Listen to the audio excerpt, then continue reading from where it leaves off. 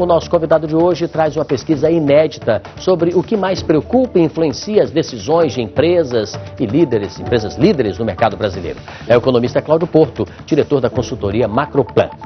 Eu sou Sidney Rezende e o Conta Corrente está começando agora.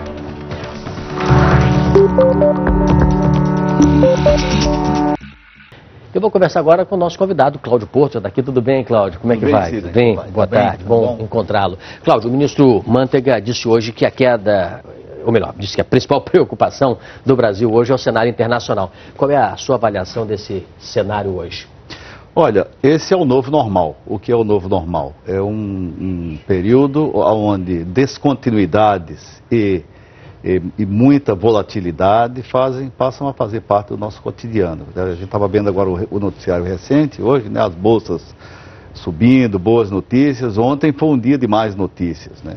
E o fato é o seguinte, que estudos nossos da Macroplan revelam um fenômeno interessante, que ao longo dos últimos 40 anos, em média, a cada 3 anos e meio acontece, ou no mundo, ou no país, uma ruptura, uma mudança significativa. Então tem um certo ciclo, né? Tem um certo ciclo. Agora, a novidade é o seguinte, que agora essas mudanças e descontinuidades, ou movimentos muito voláteis, estão encurtando, ou seja, estão se tornando mais frequentes, mais intensos, e a expansão hoje é global.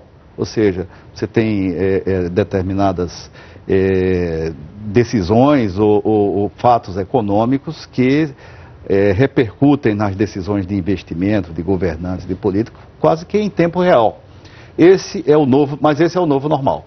Cláudio, vamos colocar a Denise na conversa também, está lá em São Paulo, quer fazer uma pergunta para você. Por favor, Denise. Oi, Denise.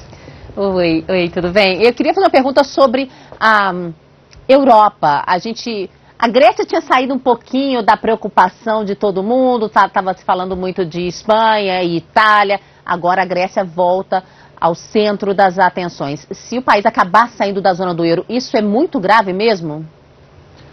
Olha, a maioria das análises, e eu também estou com ela, evidencia o seguinte: as perdas, né, são muito maiores do que Mas a permanência da Grécia seria melhor. É melhor. Não só para a zona do euro, como também para a própria Grécia, porque aí a saída da Grécia implicaria num certo elemento de contágio, num fator que é muito importante, que é a questão da confiança, que é um elemento que está, ou seja, é um recurso que está muito escasso hoje entre os agentes econômicos. Então, a restauração da confiança é muito importante. Uma saída como essa da Grécia, ela turbinaria incertezas e provavelmente projetaria isso em relação a outros países que estão com uma certa dificuldade, como a Espanha, Portugal, enfim. Seria uma anormalidade que não se quer nesse momento dos quadros que você citou, Então, eu acho que o melhor negócio para todos, inclusive para os gregos, é permanecer na zona do euro. Tá certo, Cláudio. Obrigado pela sua primeira participação. E a gente faz agora um pequeno intervalo e volta em instantes com a inflação, sentindo os efeitos aí da alta de 7% do dólar só em abril. Mas o ministro Mantega afirma que a moeda americana não é problema, a inflação vai manter a trajetória de queda.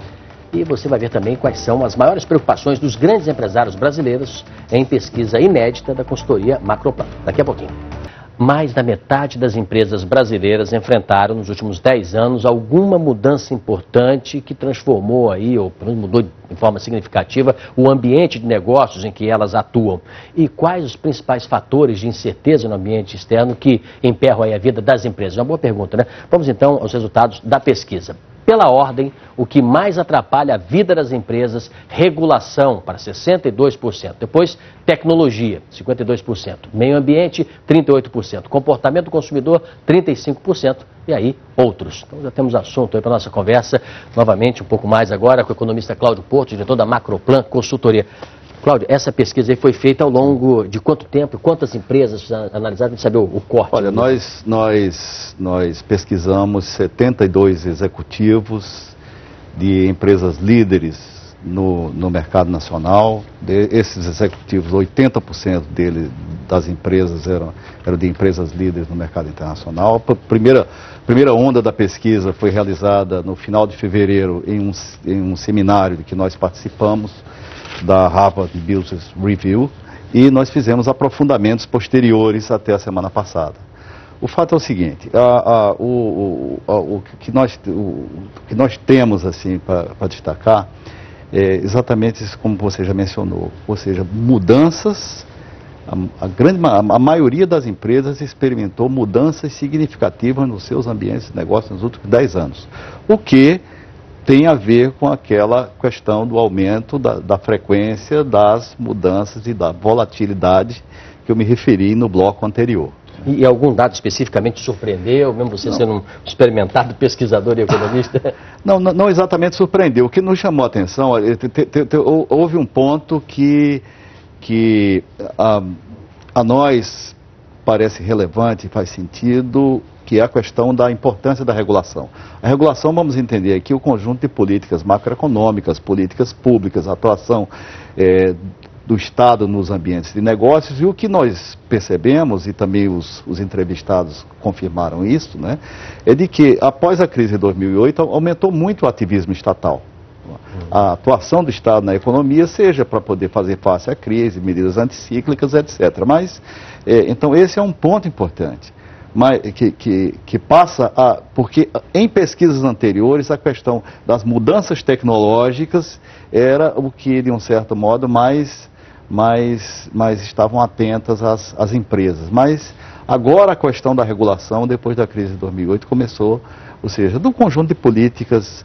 Quer dizer que essa foi a principal preocupação, até para o ambiente de negócio, para você dizer que o ambiente mudou, que as transformações foram muito grandes. Então, essa seria assim a questão mais central. Negócios, só para a gente ver aqui, assim, alguns casos mais recentes. Sim. Nós tivemos, há poucos dias atrás, uma mudança muito importante na questão das regras da poupança, da medida histórica, né? Medida histórica, eu acho muito positiva, porque dá margem para tirar o piso da questão de queda de juros. Mas em outros países nós tivemos, por outro lado, um retorno a nacionalizações, expropriações, estatizações, né? Alguns governos estão sendo obrigados a aumentar tremendamente o seu endividamento. Então, esse âmbito da regulação realmente hoje é uma fonte de incertezas e impactos muito grandes. Agora, tem uma nova classe média aí, que a gente vê que nos últimos anos a renda do brasileiro vem gerando um aumento de consumo. Quer dizer, o comportamento do consumidor também é algo evidente. Isso foi destacado também pelos empresários? Foi destacado. Esse é um dos principais fatores que eles levam em conta nas decisões estratégicas, nas análises de cenários. E o que eu quero chamar a atenção é o seguinte, que essa questão do mercado consumidor, do tamanho do mercado consumidor, que é um fenômeno brasileiro, né, isso, na verdade, é uma parte de um fenômeno global. A maioria dos nossos estudos de tendências mostram que nos próximos 20 anos, né, a classe média mundial vai mais do que dobrar de tamanho. Então não é um fenômeno só brasileiro. Só brasileiro. Em 2010, cerca de 30% da população mundial estava na classe média. E em 2030 se espera que 60% estejam lá, quase que dobra praticamente, né? Então, claro, a principal expansão é por conta da China e da Índia, por conta dos processos de urbanização acelerada que tem lá, mas do conjunto de países emergentes, e o Brasil está muito bem nesse processo, né? E daí isso, inclusive, explica a pressão em termos de consumo e porque a inflação está começando aí a... Né? Não foi bom você destacar, você mostra preocupação no dia a dia também. Deixa eu agradecer a Denise Barbosa pela participação no Conta Corrente. Obrigado, Denise, bom trabalho aí na parte da tarde. Agradecer ao Cláudio Porto também, por trazer esses dados aí quentinhos, que saíram do forno, né? Muito obrigado pela sua participação, Cláudio.